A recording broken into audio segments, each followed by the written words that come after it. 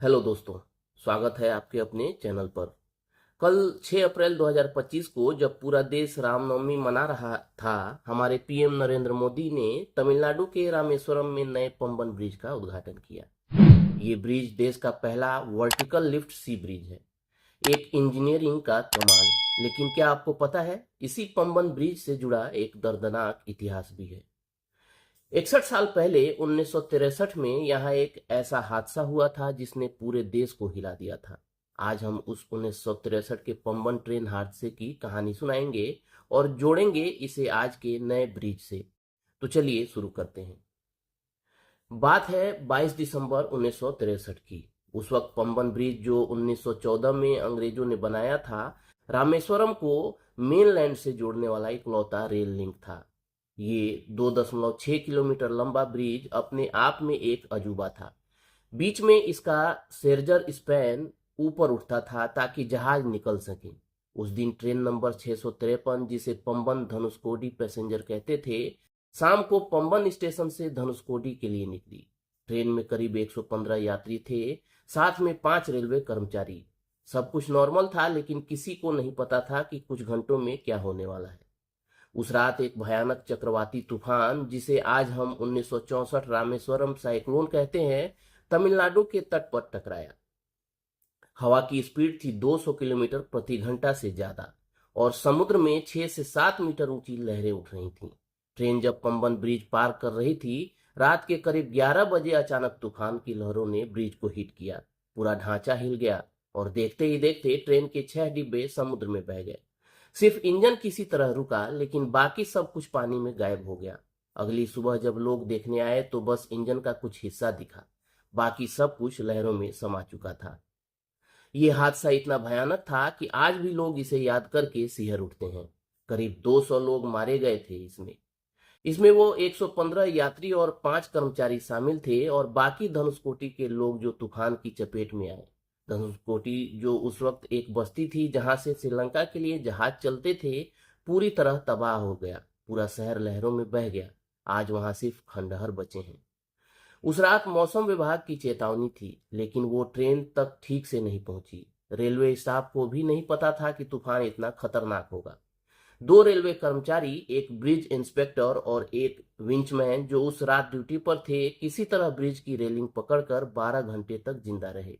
अगले दिन 23 दिसंबर को उन्हें एक नाव से बचाया गया। सरकार ने बाद में इनकी बहादुरी के लिए सम्मान दिया, लेकिन जो गए वो कभी वापस नहीं आए। इस हादसे के बाद पंबन ब्रिज को ठीक करने में महीनों लग गए। मशहूर इंजीनियर ई श्रीधरन ने इसे 45 दिन में रिपेयर करवाया। हालांकि उन्हें 6 महीने का वक्त दिया गया था, लेकिन धनुषकोडी का रेल रूट हमेशा के लिए बंद हो गया। ये 1963 का हादसा भारतीय रेलवे के इतिहास का सबसे बड़ा समुद्री हादसा माना जाता है। दोस्तों, पुराना पंबन ब्रिज 1914 से 2022 तक चला, यानी 108 साल। ये अपने वक्त का इंजीनियरिंग चमत्कार था, लेकिन समय के साथ जंग और समुद्र की नमी ने इसे कमजोर कर दिया। 1963 के तूफान ने भी इसकी मजबूती को चोट पहुंचाई थी। फिर भी ये ब्रिज लाखों तीर्थयात्रियों को रामेश्वरम ले गया, जो 4 धाम में से एक है। लेकिन पुराने ब्रिज की स्पीड लिमिट सिर्फ 10 किलोमीटर प्रति घंटा थी, और इसे बार बार ठीक करना पड़ता था।